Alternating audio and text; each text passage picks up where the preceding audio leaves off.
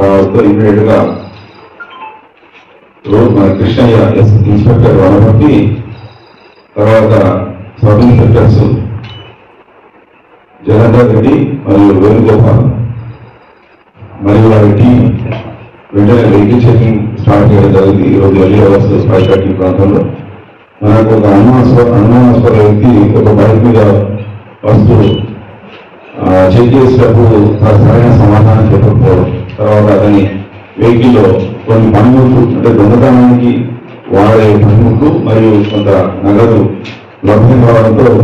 వెంటనే అతని పోలీస్ స్టేషన్కు తీసుకొచ్చి విచారిస్తే అతని పేరు వీమిల రమేష్ అని,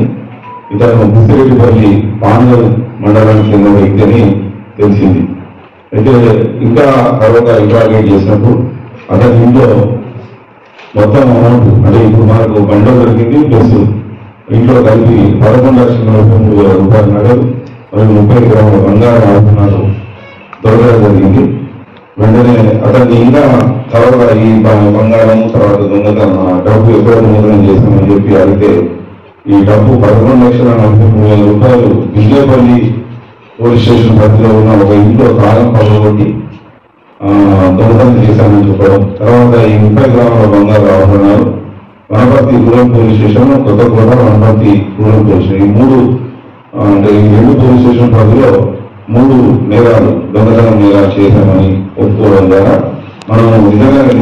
మన రికార్డులను వెరిఫై చేస్తే ఈ దొంగతనాలు అవ్వడము, పోయిన ప్రాపర్టీ మరియు దొరికిన ప్రాపర్టీ టాలీ కావడం, పోయిన క్యాష్ తర్వాత మన దగ్గర దొరికిన క్యాష్ టాలీ కావడం వల్ల ఈ డబ్బును ప్లస్ సీజ్ చేసుకోవడం, బంగారాన్ని సీజ్ చేసుకోవడం, తర్వాత వ్యక్తిని ఈ వీళ్ళ రమేష్ సన్ ఆఫ్ కుర్మయ్య ఇతను బుసిరెడ్డిపల్లి గ్రామం పాంగల్ చెందిన వ్యక్తిని అరెస్ట్ చేసి ఇప్పుడు కోర్టుకు ప్రవేశపెట్టడం జరుగుతుంది. ఈ కేసులో సమాచారాన్ని పొందడంతో పాటుగా అరెస్టు అంటే ఇంట్రాగేషన్ తర్వాత ప్రాపర్టీ రికవరీలో పూర్తిగా డిఎస్పీ గారి ఆధ్వర్యంలో ఇద్దరు ఎస్ఐ పిఎస్ఐ వేణుగోపాల్ మరియు ఎస్ఐ జలంధర్ రెడ్డి మరియు ఇన్స్పెక్టర్ కృష్ణయ్య వీరంతా ఒక టీంగా ఏర్పడి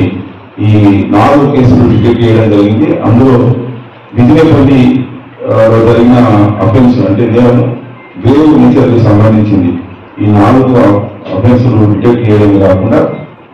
ప్రాపర్టీ ఉన్నట్టుగా రికవరీ చేసినందుకు వనపర్తి డిఎస్పీ గారిని, వెంకటేశ్వరరావు గారిని